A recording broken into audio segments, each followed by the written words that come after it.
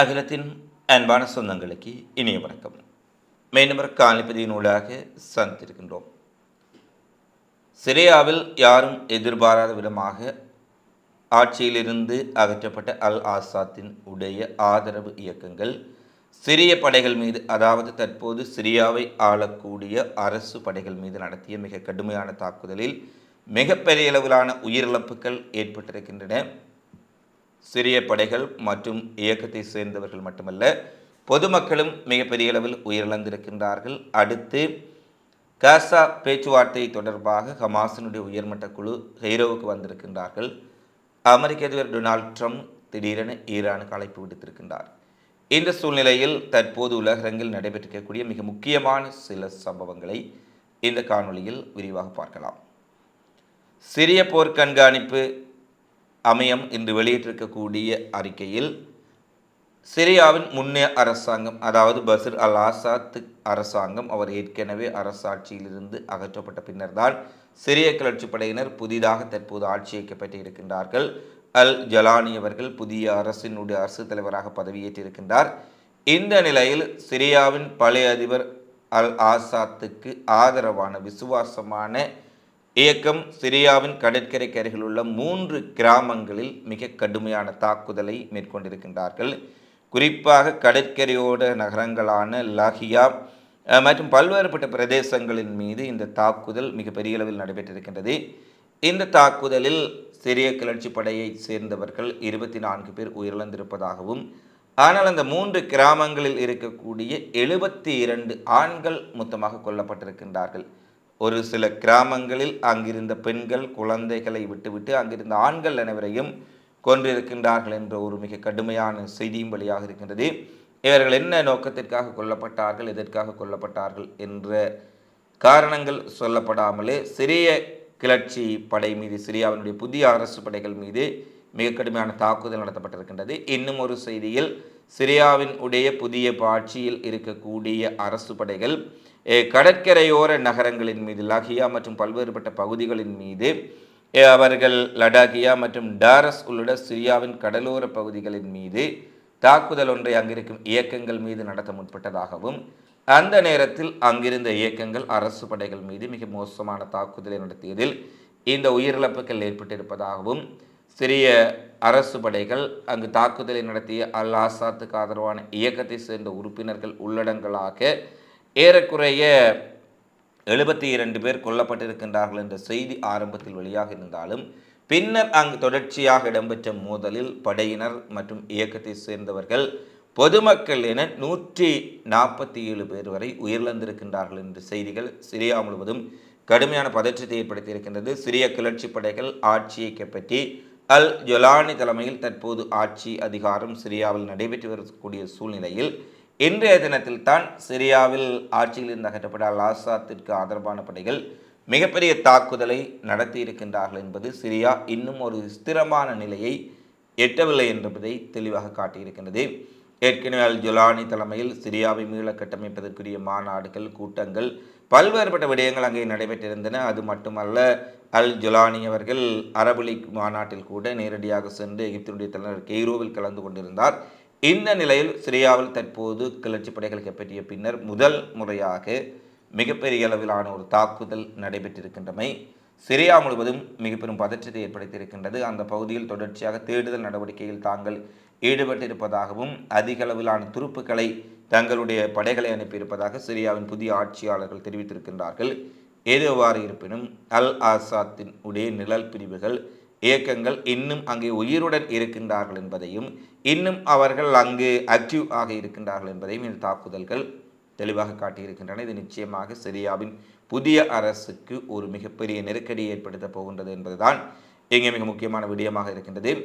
அடுத்து காசா போர் நிறுத்தம் தொடர்பாக அமெரிக்கா முன்வைத்த முன்மொழிவுகளை ஹமாஸ் நிராகரித்திருக்கின்றார்கள். ஏனெனில் 2ஆம் கட்ட பேச்சுவார்த்தை ஏற்கனவே கூறியபடி 2ஆம் கட்ட போர் நிறுத்த ஒப்பந்தத்தை கடைபிடிக்காமல் 1வது கட்டத்தை இன்னும் 30 நாட்களுக்கு நகர்த்துவதனூடாக, அதனூடாக பணைய கைதிகளை விடுதலை செய்வதற்காக எடுக்கப்படும் முயற்சிகள், அதனூடாக பணைய கைதிகளை விடுதலை செய்த பின் இஸ்ரேல், அமெரிக்கா இணைந்து காசா மீது நடத்த இருக்கும் தாக்குதல் திட்டங்கள் என்பவற்றை ஹமாஸ் அறிந்திருப்பதால் இரண்டாம் கட்ட பேச்சுவார்த்தை எவ்வாறு முன்கூட்டி பேசப்பட்டதோ அதே போன்று நடைமுறைப்படுத்தப்பட வேண்டும். முதலாம் கட்டத்தை நீட்டிக்கும் திட்டத்தை இஸ்ரேல் கூறினாலும் சரி, அமெரிக்கா கூறினாலும் சரி, நாங்கள் ஏற்றுக்கொள்ளப் போவதில்லை என அமெரிக்காவின் மத்திய கிழக்கு தூதர் விட்காஃபுக்கு பதிலளித்திருக்கின்றார்கள் ஹமாஸினுடைய அரசியல் பிரிவு உறுப்பினர்கள். இந்த நிலையில் காசா போர் நிறுத்த பேச்சுவார்த்தைக்காக ஹமாஸினுடைய உயர்மட்ட தூதுக்குழு தற்போது எகிப்தை வந்தடைந்திருக்கின்றார்கள் என்ற செய்தி வெளியாக இருக்கின்றது. காசாவின் பலவீனமான போர் நிறுத்தத்தை நீட்டிப்பதற்கான முயற்சிகளை முன்னெடுக்க ஹமாஸ் உயர்மட்ட குழு கெய்ரோவில் முகாமிட்டிருப்பதாகவும், இஸ்ரேல் ஹமாஸுக்கு இடையிலான காசா போர் நிறுத்த ஒப்பந்தத்தின் இரண்டாம் கட்டம் குறித்து விவாதிப்பதுடன் முதலாம் கட்டத்தை இஸ்ரேல் சரிவர கடைபிடிக்கவில்லை என்பதுடன் குறிப்பாக காசாவில் மனிதாபிமான உதவிகள் முற்றாக இஸ்ரேலினால் தடைப்பட்டிருப்பதனால் அவற்றை ஏற்கனவே ஏனெனில் எகிப்தும் கத்தாரும் மிகப்பெரிய அளவு மீடியேட்டராக இந்த ஹமாஸ் இஸ்ரேல் இடையில் ஒப்பந்தம் ஏற்படுவதற்கு வழி சமைத்திருந்தார்கள்.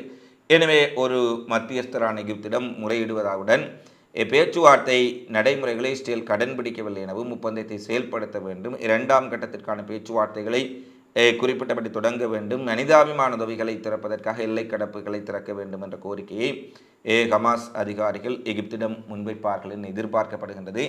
ஏற்கனவே காசாவிலிருந்து பொதுமக்களை வெளியேற்றும் இஸ்ரேல் அமெரிக்காவின் திட்டத்துக்கு எதிராக எகிப்து அரபுலக நாடுகளை ஒன்றிணைத்து அரபு லீக் மாநாட்டை, காசா அவசர உச்சி மாநாட்டை மிகப்பெரிய அளவில் நடத்தியிருந்தார்கள்.